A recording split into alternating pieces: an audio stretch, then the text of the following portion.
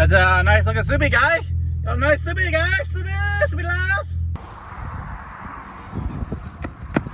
Welcome to today's video. Today, we originally planned to install this hydraulic e-brake on my E36, but because I'm an idiot and I don't do a lot of research and I bought a cheap thing off of Amazon, we don't have the proper brake fitting. So today we're just gonna be mocking it up and test fitting it. A couple other things to do on the E36. I got an idle control valve, some differential fluid, and just a couple other things.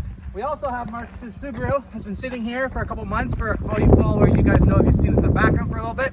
We're charging it up. We're gonna see if we can get it to run properly, and maybe if we get lucky, we're gonna have a sick rally drift episode coming to you guys soon. So yeah, let's get into the day.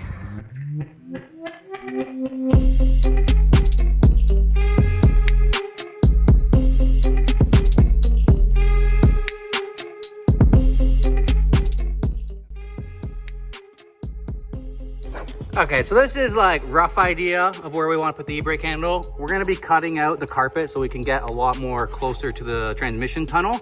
So it leaves more room for the passenger sitting in here. So next step is to take all my center console stuff out, take the shifter, take all this out and get lots of room. And we got to fabricate a plate for the e-brake handle to stick into. We'll get that accomplished today. And then next time we come back, all we have to do is install the brake lines, which will be really easy. And then we'll have a hydraulic e-brake. Let's get into it.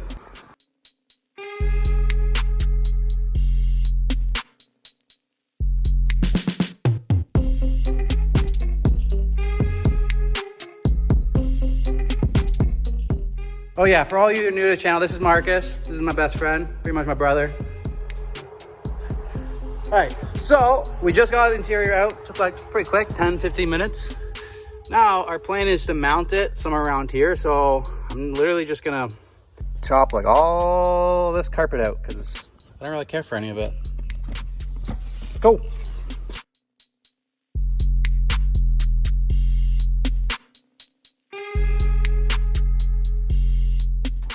So we took the seat out, the carpet is cut away, although there's still sound deadening there. So that's in the way of welding, but I'm gonna try and fabricate a bracket somehow.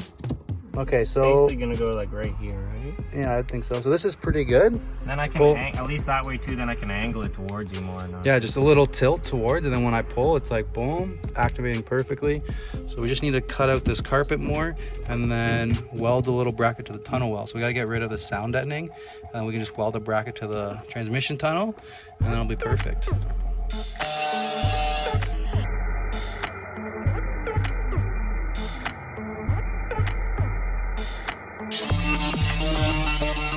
Okay, we got all the sound anyway. Marcus is grinding away a lot of the primer, a lot of the leftover residue, and we're gonna start fabricating up a bracket.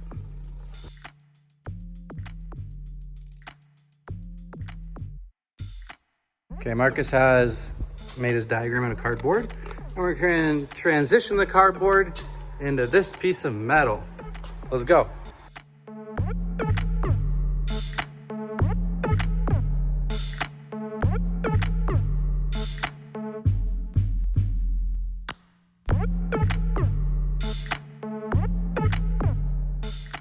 While Marcus is working on grinding that piece out, I bought these little bolts from my car and we're gonna install them in my steering wheel. The old ones are these little shitty ones. They don't have the taper to fit in the groove properly. So I put one in, it fit perfect and it looks sick. So we're just gonna do the other 5. I'll see ya. Like, how much better is that? That looks so sick. Marcus test fitting his plate that he made. Got some Marcus spec stuff. Drill a couple holes. Should be alright. Another thing I ordered were some hood struts because mine are failing, so pop some freshies in.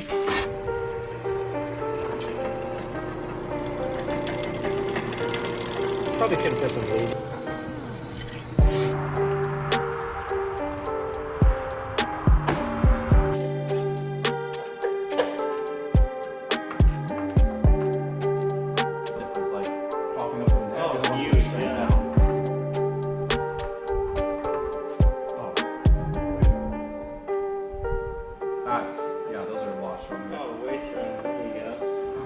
those hood shuts were so much stronger. Like these ones, like it was hard to press these down. So I was like, I think they're fine. After installing those ones, you can tell that they're instantly way better. So it's a good thing I replaced those. Okay, so we're charging his battery. We think his battery is just complete shit because we've been charging it for a while and it's not helping whatsoever. We got no lights. We got nothing. We need to put a new battery in it. So don't think we're gonna be making our rally video today, but maybe one weekend coming up this summer we'll get together and make it. Love this Subi.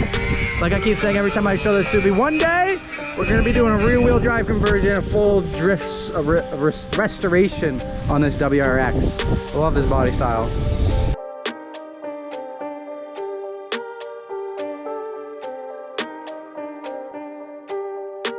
So one thing that's been bugging me is just the amount of paint chips on my front bumper. I don't know how easy it is to hold the camera, but you can literally see it's like changing colors. Back to the primer. I'm not big on paint and all of that stuff, so I just got a rattle can of black and I'm just gonna give it a coat just to kind of make it look a little bit nicer. It won't last very long, but I don't really care.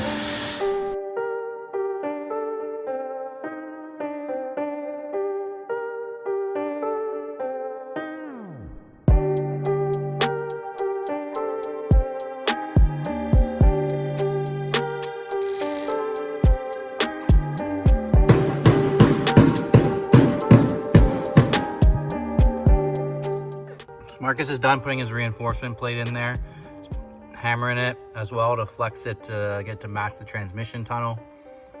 Fantastic. Now we can actually make the bracket that will attach to that.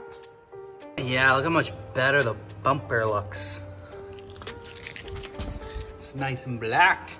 Mark's working on the bracket. Fabricated with cardboard first.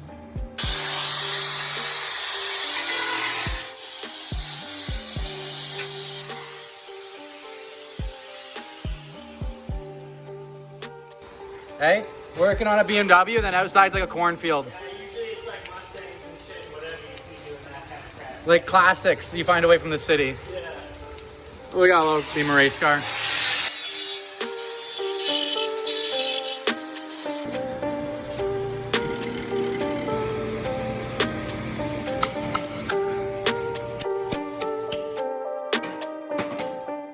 So we have our beautiful Marcus spec bracket here. That's not Marcus spec. That's Denver spec. Anything I build for Denver is Denver spec, okay? If Marcus, For this POS, anything we build for this is not my spec. These are not my quality. This is not my quality. This is get it done so that we get it done and we could go home. We got 6 hours to do this stuff so we could get back home. So when we have a future and we have a better shop and better equipment, then stuff will be Marcus spec. Yes. So we've mocked it up and that's where it's gonna go. That's where you wanted it, yeah. That'll be perfect. Look at all that interior.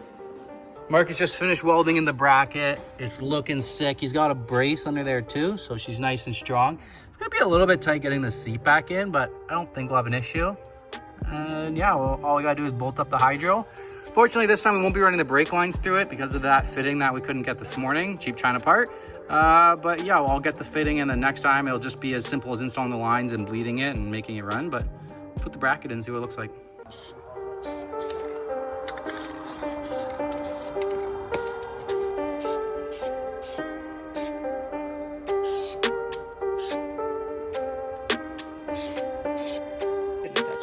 Got most of the interior put back together, still waiting for that to dry.